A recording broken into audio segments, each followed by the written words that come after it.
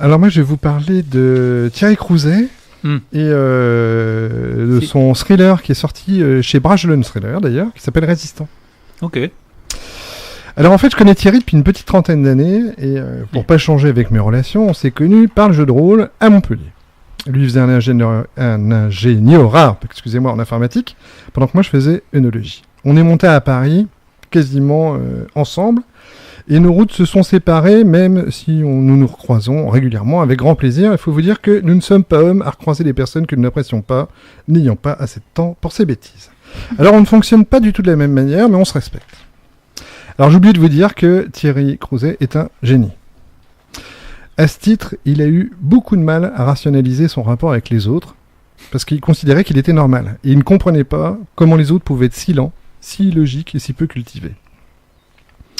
Alors, âge et raison faisant, il a mis de l'eau dans son muscat, il s'est apaisé, il a planté sa maison familiale entre l'étang de Thau et la Méditerranée, dans un village pittoresque où son père était pêcheur des meilleurs loups du monde, puisqu'en eau saumâtre. Alors, toujours à la pointe des technologies des nouveaux médias, peintre à 16 heures, il a dirigé des collections chez Microsoft, a été rédacteur en chef des magazines informatiques PC Direct et PC Expert, la tentative du ZIF américain de s'implanter en France, et ça s'est terminé peu de temps après son départ. Et il a écrit beaucoup de choses, autres que ses monographies informatiques. Alors des petits carnets reliés à la main, de la poésie, et puis des choses étonnantes comme des expériences de thriller en tweet, des passages de 140 signes à suivre. C'est lui qui a créé aussi le pub des connecteurs en 2006.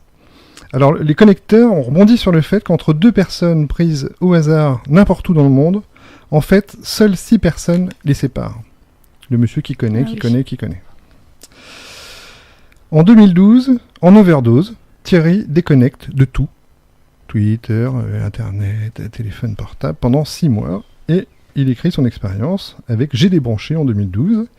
Il écrit une monographie ludique sur Erasthotène chez l'âge d'homme, et j'en passe. Alors, il a aussi écrit Le geste qui sauve, suite à sa collaboration avec Didier Petit, des hôpitaux universitaires de Genève. Alors, ce monsieur, Petit, c'est le professeur qui a mis au point avec le pharmacien William Griffith la solution hydroalcoolique que l'on trouve aujourd'hui dans tous les services médicaux. Et le même Didier Petit a demandé à Thierry un travail équivalent sur le phénomène de résistance des micro-organismes aux antibiotiques, de manière à sensibiliser la population sur ce problème, qui va devenir critique à très brève échéance. Et en fait, Thierry Crouzet a choisi la voie romanesque du thriller à romance, pour parvenir à passer un message très complet, extrêmement pédagogique sans tomber dans la vulgarisation niaise, ce qui était le risque majeur. Et je me suis laissé envoûter par cette histoire de l'héroïne Kathleen, à l'opposé de la gourde sentimentale, mais plutôt une jeune femme décalée et porteuse d'un bagage scientifique, et qui va lui permettre d'appréhender les enjeux de la mission qui lui est confiée.